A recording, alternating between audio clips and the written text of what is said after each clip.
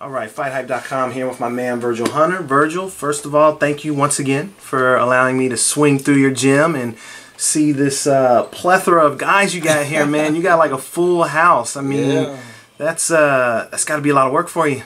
A lot of work. Got good coaches though, and we get it done. And hey, look, it's better to be working like this and then not. So that's what we do. So I'm here for 'em. What's that like to have, you know, so many world champions, former world champions? I mean, that's a lot of knowledge being, you know, just being shared amongst them. Is that kind of what it's like? Well, you know, what's interesting is the camaraderie. You know, like when one of us fight, everybody comes and supports the teammate. Now, again, you're talking about men who made a lot of money, who you would think would tend to be individuals, but they all come and support each other. They feed off of each other. There's no negativity in the gym because the gym is private. Just nobody can just come up in the gym, and they don't have to deal with other fighters that another coach has and things like that. And you know what goes along with that. Sometimes a lot of negativity comes along with that. It's funny you mentioned that. I actually kind of noticed that being here. It's almost like you guys are all like one big family, as opposed to other. I mean, some other gyms, it's like, you know, they kind of stay separate from each other, and they don't really talk too much, or support each other. So I think that's kind of how you guys stand out differently than a lot of other gyms. That's really cool. Well, it's a blessing, you know, that I don't have to rely on the public to pay for the gym. You know, been blessed to make enough money to pay for it myself. And actually, you know, to all the equipment and stuff I had, you know, that's a tax deduction. I'd rather put it here for them than give it to Uncle Sam. So you know, I'm invested in the gym to give them the best opportunity to be the best they can. And then with 3 strength and conditioning coaches, you know, each fighter has a couple of fighters like Andrew. They have their own strength and conditioning guy. And then, you know, Tony's always been a fixture here, Tony Brady, who's my main guy. You know, I feel like he's one of the best in the game. Well, I'll put it this way: he's good as the best and better than the rest. So,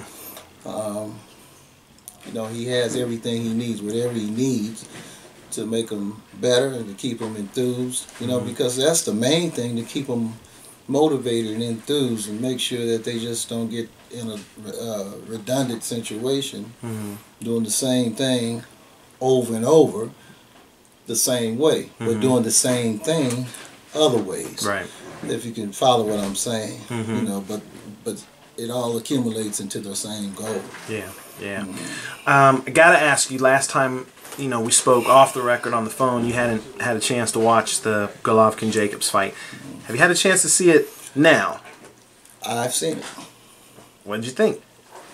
It was a very, very interesting and close fight. If they'd have gave a fight to Gennady Jacobs, I don't think it could have been an argument. Then they gave it to Golovkin. I don't think you could really have an argument. See you tomorrow, Hunt. See you later, Donnie. All right, take care, my man. Yep, I'll see you tomorrow. All right. Have an argument. All right, coach. Okay, I'll see you, Mario. Have an argument. Jacobs seemed more effective down the stretch, the second half of the fight. It's amazing he landed the amount of power punches that he did, which usually ensures that you win the fight. You know, I've heard time and time again, you know, the effectiveness of power punching in the judge's view, you know. And then Gennady landed, you know, a lot of accurate jabs. He led in that department. So I think the punch output was close. Jacobs was slightly ahead on the punch output, I think. Slightly ahead, but he's pretty comfortably ahead in the power department. But a lot of the people who scored it for Gennady, you know, they acknowledged the knockdown, which made it a 10-8 round. But either way, there's no argument for me. Did the fight kind of play out how you expected it? I mean, I know Danny was here getting some training in and everything, so you got a chance to see, you know, what the game plan was and everything. So just watching the fight, did it play out kind of how you envisioned it playing out? It did. You know, I wasn't. A lot of people thought that I was coaching Danny, and I wasn't. You know, but we would talk from time to time, and I would give him my opinion on what I felt would be effective for him, and also what would be effective for Gennady if he allowed it.